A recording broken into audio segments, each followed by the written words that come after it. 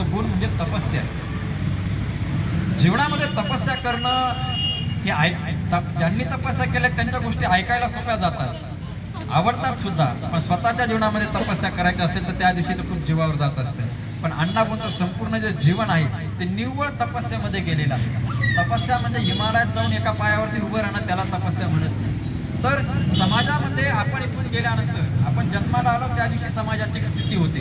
आपण इथून निघून गेल्यानंतर समाजाची स्थिती आधीपेक्षा चांगली असली पाहिजे, याच्यासाठी जो जो व्यक्ती प्रयत्न करत असतो ती सगळी माणसं तपस्या करत असतात. आणि ते महत्त्वाचं कार्य जे आहे ते मात्र अण्णाभाऊंनी त्यांच्या जीवनामध्ये केलेलं आहे की जो समाज अगोदर त्या खालच्या स्तराला असेल, ज्याला ज्ञानाची पुढची दिशा माहीत नसेल, त्याला ती समज यावी, त्याचा उद्धार व्हावा, म्हणून अण्णाभाऊंनी मात्र हे महत्त्वाचं कार्य त्यांच्या जीवनामध्ये केलेलं आहे. आणि संपूर्ण आयुष्य मात्र या ठिकाणी त्यांनी त्या ठिकाणी खर्च केलेला आहे. आणि हा महत्त्वाचा जे त्यांचं जीवनचरित्र आहे या पद्धतीने आपल्याला या ठिकाणी पाहायला मिळतं. भारतीय संस्कृतीमध्ये जसं जातीयतेच्या बाबतीत आपण बोलतो, जातीयता आहे, सध्याच्या काळात सुद्धा आहे.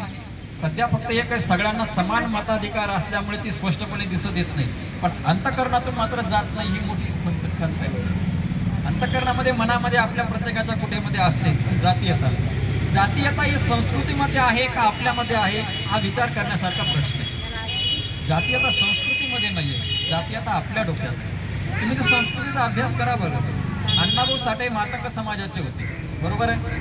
मी तुम्हाला एक मुद्दा सांगतो, मला सांगा याच्यामध्ये जातीयता कुठे येते. मातंग समाजाचे मातंग नावाचे ऋषी होऊन गेलेले आहेत. आपल्याला पुराणांमध्ये त्याचं वर्णन पाहायला मिळतं. मातंग ऋषी आहेत. मातंग ऋषीच्या आश्रमामध्ये भिल्ल जातीतील शबरी त्यांची सेवा करायला.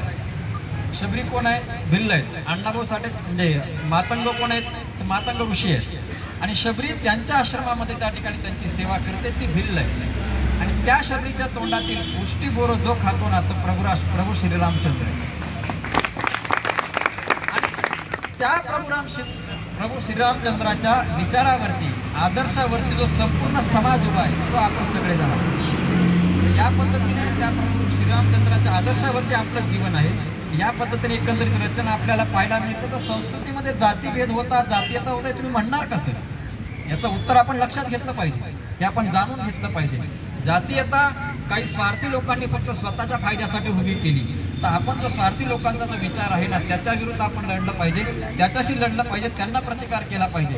पण संस्कृतीमध्ये आहे की नाही हे अगोदर स्वतःला विचारलं पाहिजे आणि त्याचं उत्तर आपण लक्षात घेतलं पाहिजे. म्हणून सांगायचा मुद्दा असा येतो की या ठिकाणी मानवतेच्या विकासासाठी जी जी माणसं कार्य करत असतात ती माणसं कुठल्याही बंधनामध्ये अडकत नसतात, ती सगळी एका ठिकाणी असतात.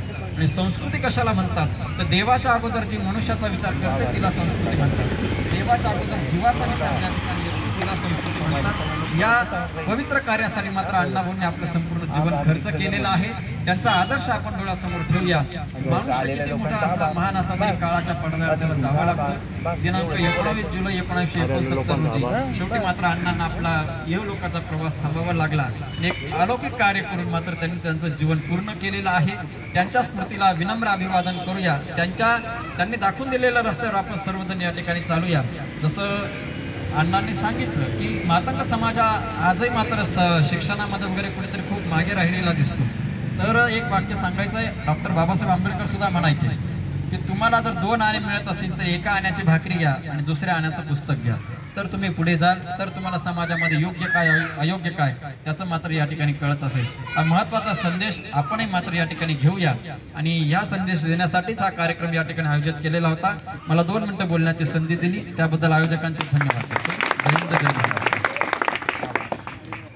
धन्यवाद महाराज.